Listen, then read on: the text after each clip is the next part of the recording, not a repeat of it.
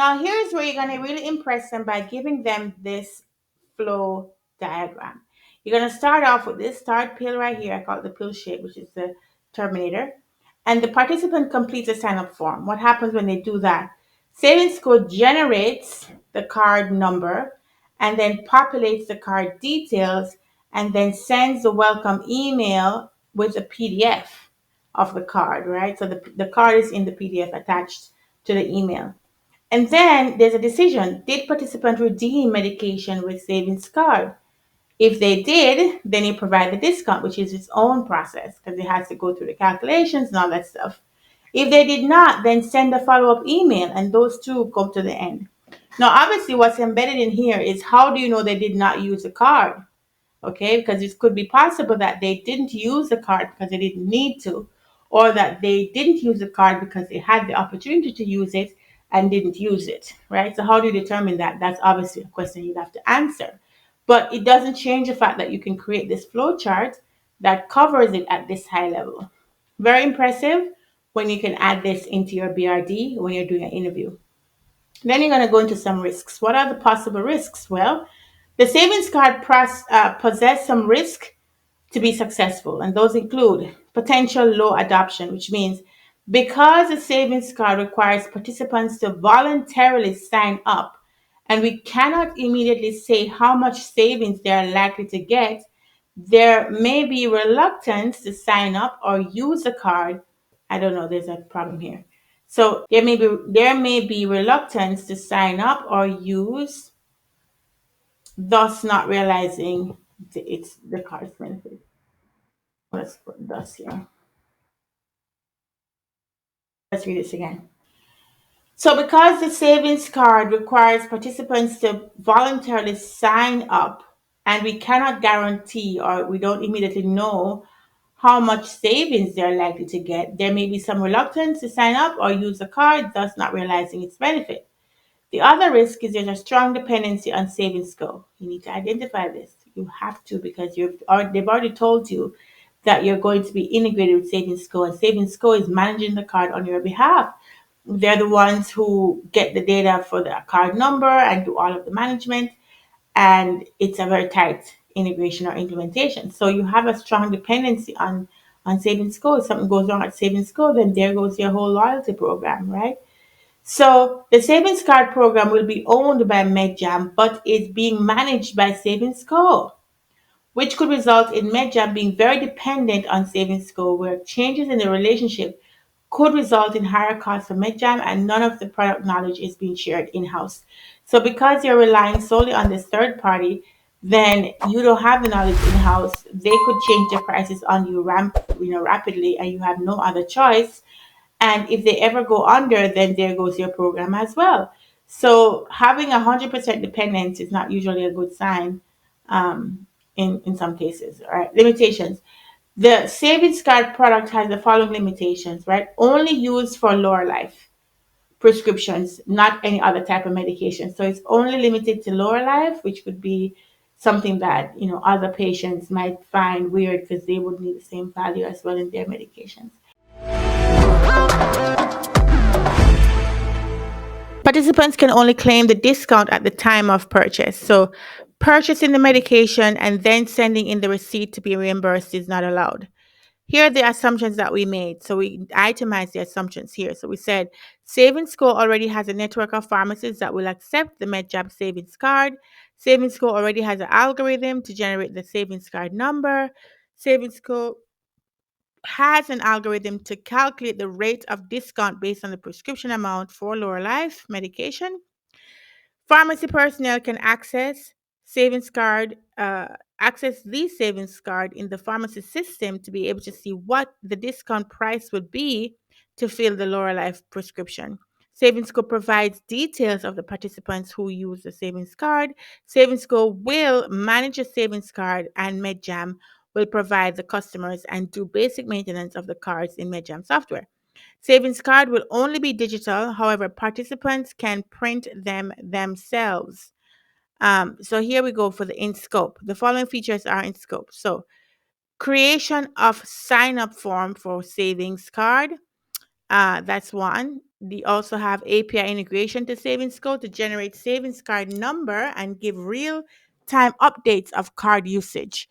Generation of follow up emails based on the card usage, show simplified dashboard of adoption and sales reports, maintain savings card data, updating name and email address, maintain audit log for savings card updates. So now that covers our in scope. For out of scope, we want to put things that are not going to be done. It's just not, we can't accommodate it right now. It's just not something we're going to do right now. Okay. So the first thing we're not going to do right now is print and mail the physical cards. We're not doing that. It's only going to be emailed. That's it. And then we're also not going to reimburse any prior medication that was purchased before you got the card, because that was before. We're not going to honor that. So now we get into the meat of the matter, which is the detailed requirements. How much detail do you use? Here's a question. So the couple of things that we knew we needed to do was we needed to be able to, have the form for the sign up, right? They have to fill out the form, and then we can show what the savings card would look like. And this is a generic card, by the way, but you could, use Pixlr or one of those other editing software and just rename it here to say Laura Life. And then we have some API call details around that story. And then we have the story around card usage. And then we go back to some more story about the totals. I mean, you get into all the details. And then you have your appendix, right? So that's the sections that you need for your BRD. And it's not that hard to put it together. Hey guys, if you're enjoying this video on documentation, you're going to love what I'm about to share with you. So if you go to Karaleise.com and you go to Premium BA courses, you're able to get to my Business Analyst Training up. And there I have a number of courses that's going to be great for you. But since you're watching this video on the BRD, I wanted to introduce you to this particular course that's going to be perfect for you. It's called Technical Documentation Documents Business Analysts Produce. What this course is going to help you with is to understand all the different types of documents that you need to produce as a business analyst. So that includes your BRD, your walkthrough documents, your presentations, your user personas, your user journey maps, all these things, your flow diagrams, all of it. I go into lots more detail than I am going in this video, if you can believe that, right? I go into much more detail, and as you can see here, a list of the curriculum. It's a very intense course, very intense course, lots of detail, but also very fun, right? It's a live recording of a session I did, and you can hear the interaction between myself and my audience. And there's some questions here that they have that I answer. So it's quite interactive. So I encourage you to go to the Business Analyst Training Hub and check out this course on documents business analysts produce so that you can deliver high quality documents for your project. All right. Thank you so much. Let's go back to the video.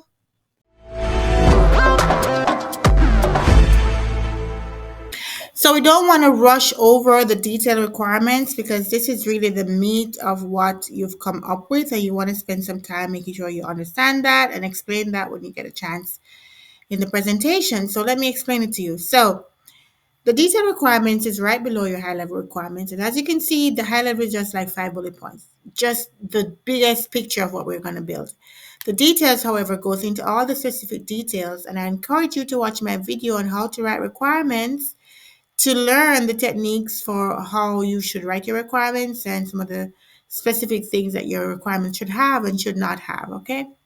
So here we go. We say when the newsletter is sent, the system must include an option to sign up for savings card. Now, you could always start at the newsletter, but that would not be needed because you already have a newsletter based on the question that you were given. It's assuming that the newsletter is already out there, already ongoing. We're just going to add this new feature to it for the sign up. So don't reinvent the wheel, okay? If you want to do that just for clarity, okay, but it's really a waste of time. You can start from the perspective that you already have a newsletter and you're going to add this new feature, and that's where you start when you're adding the new feature, okay? So you write requirements for new things. You don't write requirements for things that already exist. Now, When the user clicks on the option to sign up for savings card, the system will navigate to the sign up form, which will have the following fields: first name, last name, email address, terms, checkbox, and there's some sentences there that you can look at the markup to see, and the submit button and close button. And then you have the markup here, and it just helps to clarify what you were saying earlier. Then you have when the user clicks on submit, the system will call the Savings Go API and get a savings card number. Now that call could have several parameters, could have details, could have limitations and dependencies. You don't have to spell that out right here, um, because this is, again, it's an interview, it's a presentation. In the real world, you'd have to meet with the developers, you'd have to figure out exactly what the call is, if there's any nuances you need to document, and have them talk through it so that this is as detailed as it can be. But for now, for the purposes of the interview, I think it's okay to just say that it will make a call, okay?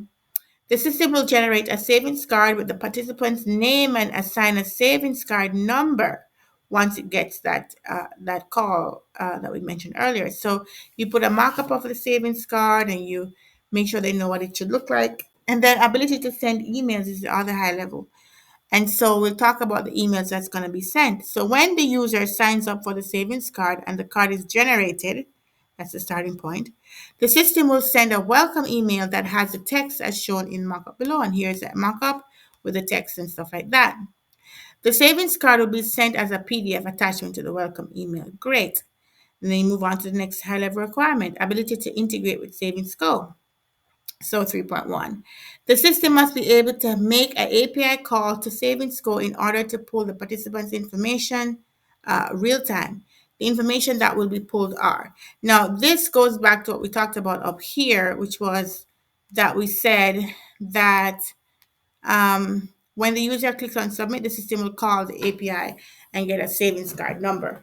Now, where that could become tricky is if the developer feels that they have to build out that functionality within the uh, requirement of creating the form, then you'd have to clarify to say, okay, this is to clarify what will happen, but the details in making that call is handled in this other part of the requirements. In user story world, this is very easy to do because you just leave that out of the user story and link it to the next user story, which you talk about pulling. But sometimes in the requirements, you might need to reference points in different places to make sure that they understand how the two work together. Because there's less conversation in waterfall than there is in agile. These are all the fields that we're assuming that you'd need for the call. It may be a lot, but it's better to make the assumption and put it down on paper and they tell you no than not think about it at all. Okay. Then you move on to the next requirement, which is ability to show savings card usage reports or simplified dashboard. Now, this has never been something that was asked for. It's more like something you think you should have and want to provide, and it's something that you are assuming. Okay. So when the admin user logs into the MedJam software, they'll see a new option for managing savings card called Manage Cards. Because it says that Savings Go will manage the card, but you as MedJam, you have to have some idea what's going on over there. Otherwise, you just get a bill and you have no idea what you're paying for.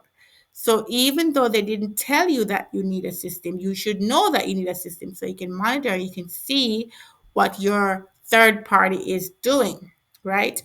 So when the user clicks 4.2 on Manage Cards, the system will show a screen with dashboard widgets using the data pulled from the Salesco API integration with the following details. So now we're saying that since we have generated the number, given it to Salesco, Savings Go, and Savings Go has helped with the discounts, now we need to track all of that in our own way. So they're saying that now you can go into manage cards. Let's say there's an option for manage cards, and you'll be able to see a screen with all of these widgets and information that could help you make decisions. And some of the widgets that we thought would be helpful would be total number of signups, like how many people actually signed up, total number of savings cards used, like if one person had multiple cards or just one person per card, how many cards are there, how many people signed up for cards. And then total value of the prescriptions purchased with the savings card. So What is the total amount of savings we've given to all of our customers across this timeline? So it's an accumulative number. And then total discounts given for the prescription. So how many discounts did each person get? Total number of upcoming for annual fees in the next 30 days. So we already assumed at the beginning that we were charging some kind of fee for the card, or there was some monetary ROI that they could get, because otherwise you'd be offering a service that took time to build for free. So what is it that you're getting back of this effort, right? And we said that there was a split in the revenue. So the total number of participants who unsubscribe in the last 30 days. So if you have people getting the emails and then people who are disengaged and also unsubscribing, that is a good sign that they're not happy. So you'd like to see some of that data, right? And that's what you see on this dashboard that we're talking about when you log in and you look at manage cards.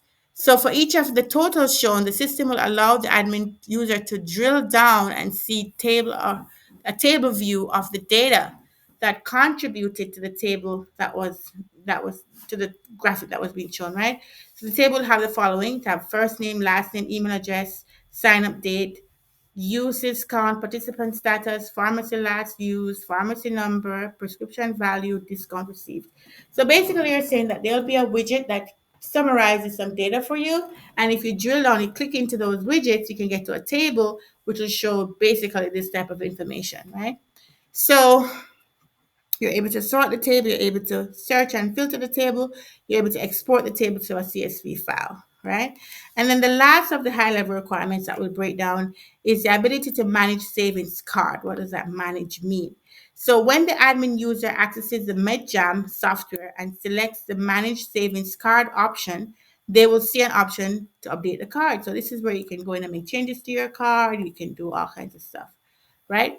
Admin is able to search for a card holder by name or by email or card number, and the system will show the participant's information that matches the search result. The admin is able to make updates to the name on the card, but is not able to edit the card number. The card number will remain disabled.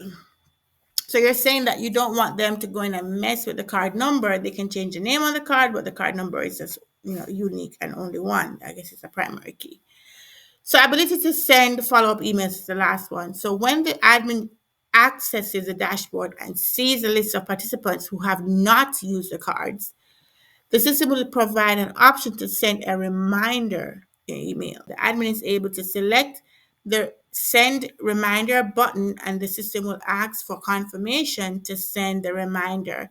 If the admin chooses yes, then the reminder is sent to all participants whose usage count is equal to 0. So you can, based on their usage, we can target the ones who have not used it, but we can't tell if they didn't use it because they didn't know they had it or didn't want to use it, versus those who had the opportunity to use it and had their card but didn't use it to get the discount that was available to them. Then last is a reminder email. So it says, like, don't forget us, and a bunch of stuff that's there. You put that there. And then you have your appendix. So there you have it. There you have it, guys. That is how you would write your BRD for this case study, for this business analyst interview, right? And in this case, what they said was you needed to submit the BRD. They would analyze it, they'll look at it, and if it met their standards, then they would invite you to come back and present the BRD in front of a panel of employees. So in my next part of this, I'm going to do a part 2 where we're going to actually look at how would you convert this BRD into a presentation that would be at the right level of detail for you to present in the interview, and how to field the questions that you're going to get, right? What questions to anticipate, how to answer those questions, and basically how to present this, okay? So the question I have for you is, if you're going up for a BA interview, if you had gotten this, can you now do one like this? Like, if you get a problem, a case study in the course of your interviewing, and it's something like this, do you now have the confidence to know that you can do it yourself, right? I hope you do. If you don't, I have a consult called the Business Analyst Interview Success Blueprint, and that walks you through basically how to do business analyst interviews, because it's not the same as other types of interviews, right? There's some specific things that I've learned that I want to share with you about how to be successful in a BA interview. And then I have another consult called the presentation guide, and that's the one where they give you the case study and you just need to think about it right so that you can present it. No, I'm not doing it for you. I do not do people's work for them, because I would not be helping you at all. I'm going to give you the strategy, the thinking. I'm going to explain to you how you should be thinking about it so that you can do it by yourself. You can understand it so that when you're in the interview, you can answer the questions, because I won't be in the interview with you. So if I just give you the work and say, here, it doesn't help you, okay? So if you really want to learn, you come to me. If you want to copy and paste, do not come to me. I can't help you, okay? So for people who have booked me and they want to do some little shady thing, they want me to tell them my experience, they can replicate it, they can copy and paste it and just say exactly what I said, I can't help you. Don't call me, don't contact me, don't email me, don't nothing, because I can't help you. But for the people who are genuine, the people who really want to understand, the people who have the heart to really put their effort into this so they can get this job, get this career, and do well in the job, then come on over. Come on over, come on over, let me help you. But if you're not about that, you just want to do a fake resume, I'm not going to help you, don't contact me. You want to do, you want me to tell you my experience so you can replicate my stories in your interview, don't contact me, I'm not going to help you. But if you want to genuinely learn, that's who I'm targeting, okay? That's who I can help. That's who should contact me. So if you're going to your interview and you need some help to how to think, I want to help you with the thinking, the strategy, the way you approach these things, then that's who I'm here for, all right? So guys, I hope this was helpful for you, and I will see you guys in the next video. Take care. Bye-bye.